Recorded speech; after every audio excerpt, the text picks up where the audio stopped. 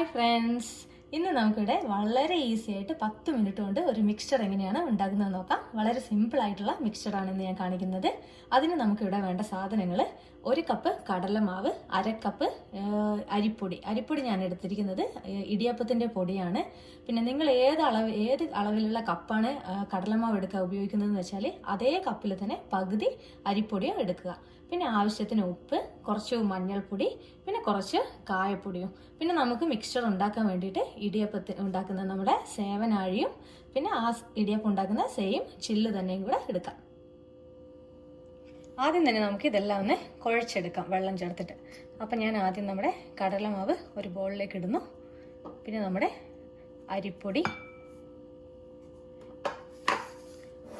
പിന്നെ മഞ്ഞൾപ്പൊടി നിങ്ങളുടെ ആവശ്യത്തിന് കളർ നോക്കിയിട്ട് ഇടുക. കായപ്പൊടിയും ഉപ്പും അതേപോലെ തന്നെ ആവശ്യത്തിനനുസരിച്ചിട്ട് ഇടുക.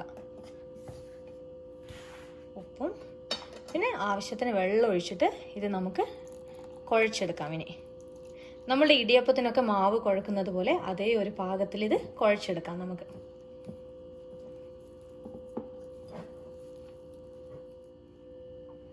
ഈ മാവ് ഇവിടെ ഞാൻ കുഴച്ച് വെച്ചിട്ടുണ്ട്. നമ്മളുടെ ഇടിയപ്പമൊക്കെ ഉണ്ടാക്കുന്ന പോലെ തന്നെ അതേപോലെ കുഴച്ച് വെച്ചിട്ടുണ്ട്. ഇത് ഞാനിപ്പോൾ ഇവിടെ വളരെ കുറച്ച് അളവിലേ എടുത്തിട്ടുള്ളൂ. നിങ്ങൾക്ക് വേണമെങ്കിൽ ഇതിൻ്റെ സൈസ് ഡബിൾ ആക്കിയിട്ട് എല്ലാ ഇൻഗ്രീഡിയൻസും എടുത്താൽ മതി.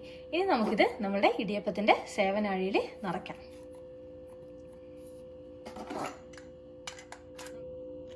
ഇടിയപ്പം ഉണ്ടാക്കുന്ന ചില്ല് തന്നെ എടുത്താൽ നമുക്ക് വളരെ തിന്നായിട്ടുള്ള മിക്സ്ചർ ഉണ്ടാക്കാൻ പറ്റും.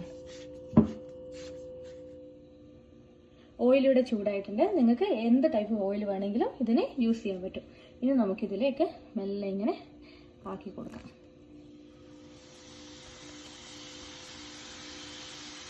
അധികം കട്ടിയില്ലാതെ ആക്കി കൊടുക്കുന്നതാണ് നല്ലത്. അപ്പം നമുക്ക് വേഗം ഉണ്ടാക്കിയെടുക്കാൻ പറ്റും.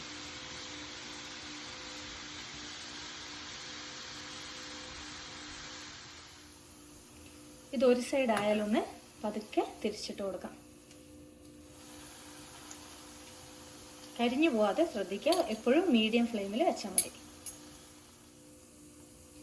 ഇതിവിടെ ആയിട്ടുണ്ട്.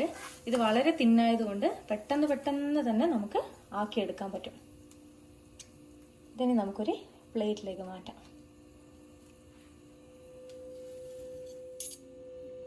ഇനി അതേപോലെ നമുക്ക് അടുത്തതും ആക്കിയെടുക്കാം.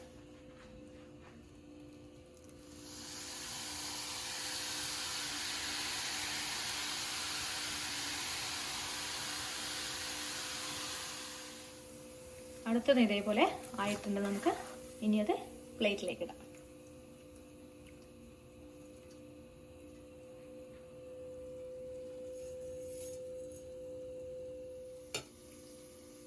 നമ്മുടെ മിക്സർ എല്ലാം ആയിക്കഴിഞ്ഞു. ഇനി ഞാൻ ഇതിൽ കുറച്ച് കറിവേപ്പിലയും കൂടെ ഇട്ടിട്ടുണ്ട്. അതൊന്ന് നമുക്ക് വറുത്തെടുക്കാം. നിങ്ങൾക്ക് വേണമെങ്കിൽ നമ്മൾ കറിയൊക്കെ വെക്കാൻ യൂസ് ചെയ്യുന്ന തൊലിയോട് കൂടിയുള്ള മസൂർ ദാലില്ലേ, അതും കൂടെ വേണമെങ്കിൽ ഇതിൽ ഒന്ന് കുതിർത്തിട്ട് വറുത്തെടുത്തിട്ട് ഈ മിക്സറിൽ ചേർക്കാവുന്നതാണ്. അപ്പം ഞാൻ എല്ലാം ഓയിലിൽ വറുത്ത് കോരി എടുത്തിട്ടുണ്ട്. ഇനി നമുക്കിതൊക്കെ ഒന്ന് പൊടിച്ചെടുക്കാം. നല്ല പപ്പടമൊക്കെ പൊടിക്കുന്നത് പോലെ നന്നായിട്ട് പൊടിച്ചെടുക്കാം.